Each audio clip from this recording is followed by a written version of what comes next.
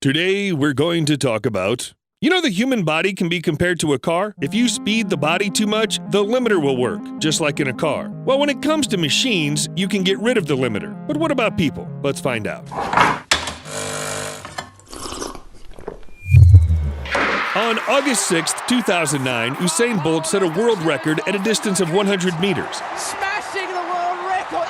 Unbelievable! 9.58 seconds. His speed was 44.72 kilometers per hour. Until then, no one could accelerate to such figures. But why exactly 44 kilometers per hour? Why not 60 or 100? Is it possible to move even faster? And what will happen to the human body if you still manage to break the Bolt record? Well, in the 50s of the last century, another man was called the fastest man on Earth. Meet John Stapp.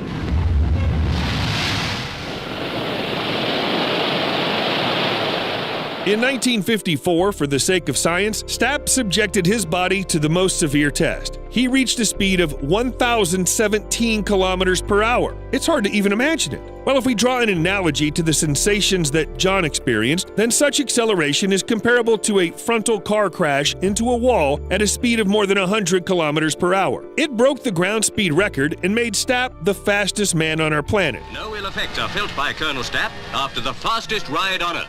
By the way, we owe it to this man that we have seatbelts in our cars. Thanks, mister. Of course, such a test had its consequences. John's eyes were almost bursting, his bones were cracking, and his vision was failing from overloads. And of course, his heart was beating like crazy. There's nothing surprising about that. Just imagine the stress experienced by Stapp and his body. But now that we're talking about the heart, I was wondering to what extent can we accelerate it? I mean the heart rate, not separately from a person, of course. One shot of adrenaline will give you a pulse of 220 beats per minute. For comparison, a normal adult heart rate is only 70 to 75 beats. Let's raise the stakes and add 40 cups of coffee. Together with the adrenaline, they'll accelerate your heart to 500 beats per minute. But what if you do the impossible and provide a man with a pulse of 300,000 beats in 1 second? Blood would flow through the veins 20 times faster than the speed of sound, and that won't end well. The veins would just burst, and the heart wouldn't be able to start again. The end. But let's say your heart could survive a crazy test like that. Maybe you have a superpower that you didn't know about. It could happen. But what happens next? All the processes in your body will happen much faster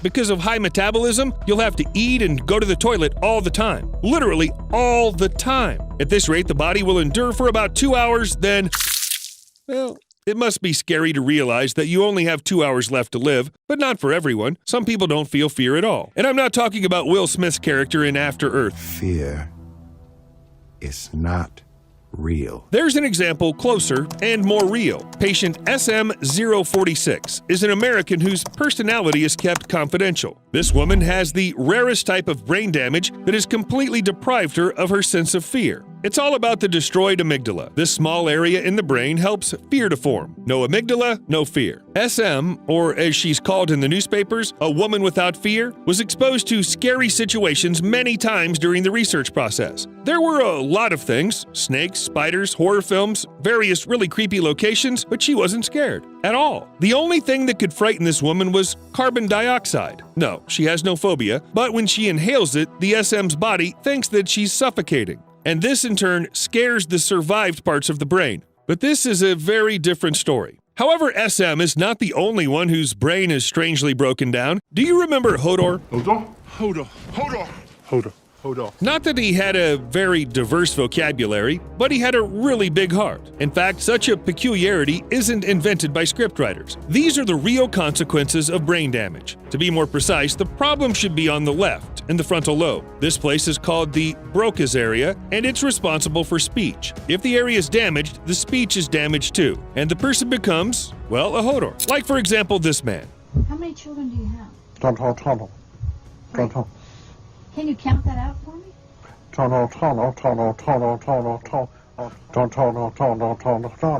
Yes, he understands absolutely everything he's told, but he can't answer. Instead of all normal, usual words, there's only tono. Why have I told so much about the brain, and what does human capability have to do with it? Yes, our brain can break down on its own, and we will become like Hodor, or lose the feeling of fear, or, well, there are a lot of options. But what if I tell you a completely unrealistic thing? What if people can break their own brains to become, for example, geniuses? For a long time, Jason Padgett lived a very ordinary life. He worked in a furniture store, often hung out at parties and drank a lot, and of course he had nothing to do with mathematics. But on the Friday evening of September 13th, 2002, everything changed. Padgett was attacked by unknown people, hit hard on the head, and robbed. As a result, he got a concussion. But as soon as Padgett got home, his behavior began to change quickly and radically.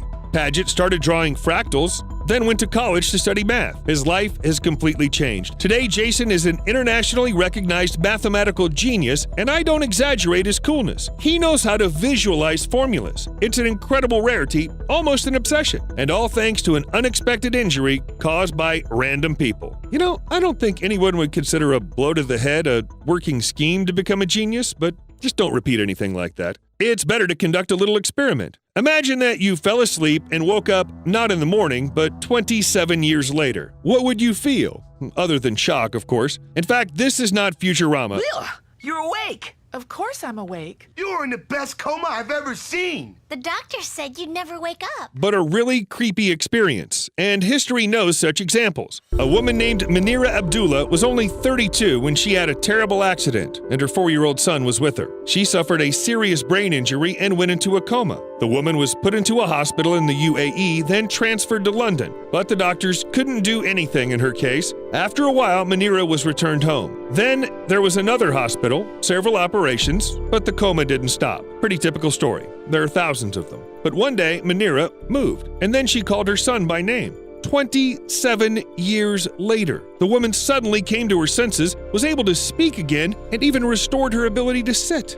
Wow. I mean, wow. There are very few cases when people come back to consciousness after several years of coma. And even if this happens, the recovery can be long. So you can only wish Munira good health. 27 years? If you think about it, that's just a hell of a lot. And how long can a coma last? Anyone can live in a coma for many years. Their heart will beat and the brainstem will function, but they'll need food and constant care. The length of life will depend on the amount of care, plus several other factors, the causes of the coma, age, diseases. It's said that most often coma patients die from some kind of infection. But if there isn't any infection, you could live really long in this condition. The body will grow old and life will pass by. On the other hand, it's better than death because there's always a chance to return. But on the other hand, one day you'll wake up in a changed world and realize you've been unconscious for many years. I mean, that's a serious challenge. What would you choose? Write the answer in the comments below. And don't forget to subscribe to the channel if you haven't done so already. We'll see you later.